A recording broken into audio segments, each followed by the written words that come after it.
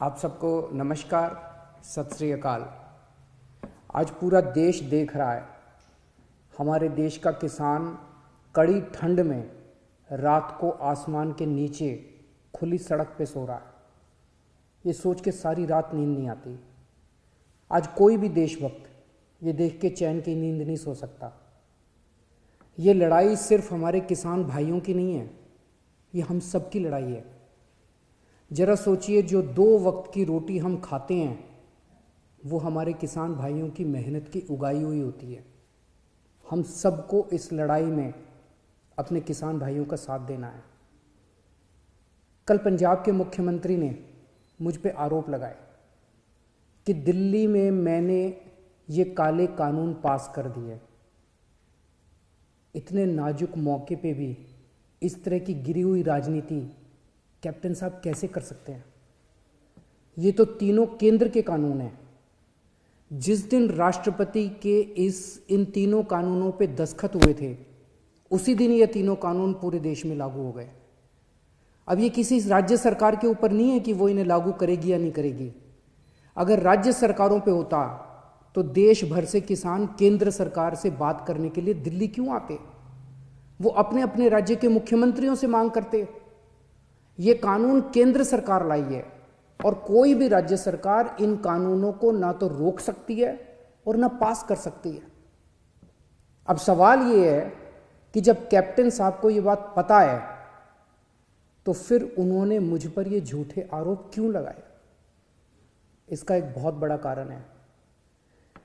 जब से हमने दिल्ली के 9 स्टेडियम को जेल बनाने से रोका है, तब से केंद्र की भाजपा सरकार मुझसे बहुत ज्यादा नाराज है।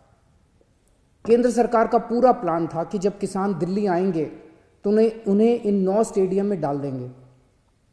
हमने स्टेडियम को जेल बनाने की इजाजत नहीं दी, तो वो लोग अब मुझसे बहुत नाराज हैं।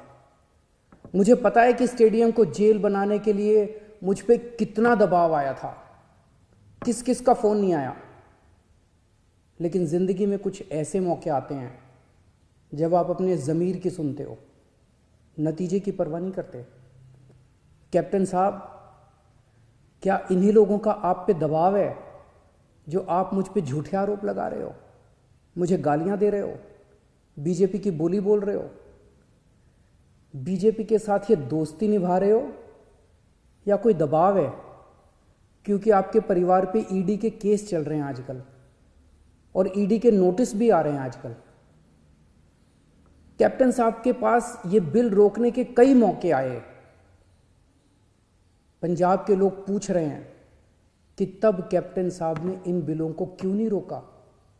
आज से 1.5 साल पहले 2019 में केंद्र सरकार ने ये तीनों काले कानून बनाने के लिए एक कमेटी बनाई थी।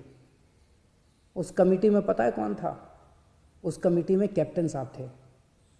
कैप्टन साहब, पंजाब के लोग आपसे पूछ रहे हैं कि आपने उस कमेटी में इन काले कानूनों को क्यों नहीं रोका? आपने कमेटी में एक बार भी इन काले कानूनों का विरोध क्यों नहीं किया?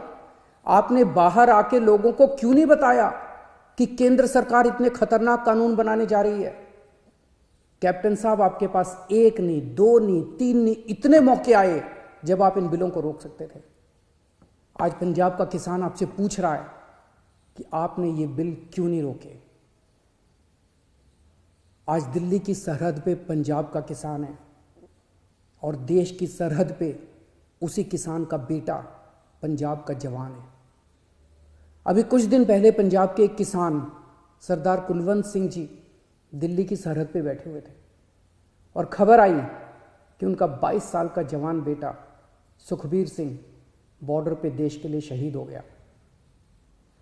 इस सब के बीच जब कुछ लोग आए दिन किसानों को आतंकवादी बुलाते हैं, देशद्रोही कहते हैं, तो मैं सोचता हूं कि बॉर्डर पर उन जवानों पर क्या बीतती होगी जिनके किसान माँ बाप को आतंकवादी कहा जा रहा है।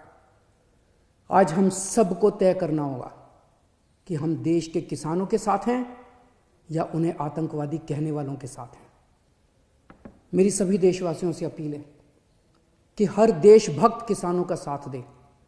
मेरी सभी आम आदमी पार्टी के लोगों से अपील है, कोई राजनीति नहीं करनी, सभी पार्टियों के लोगों के साथ मिलके भारतीय बन के किसानों की सेवा करनी है। राजनीति करने को पूरी जिंदगी पड़ी है, अभी बस सेवादार बन के सेवा करो। हमें इस इनकलाब का ना राजनीतिकरण करना है और ना इस इनकलाब का राजनीतिकरण होने देना है। मेरी केंद्र सरकार से अपील है कि किसानों को सभी मांगे किसानों की तुरंत मानी जाएं और एमएसपी की गारंटी को कानून में डाला जाए। जय हिंद।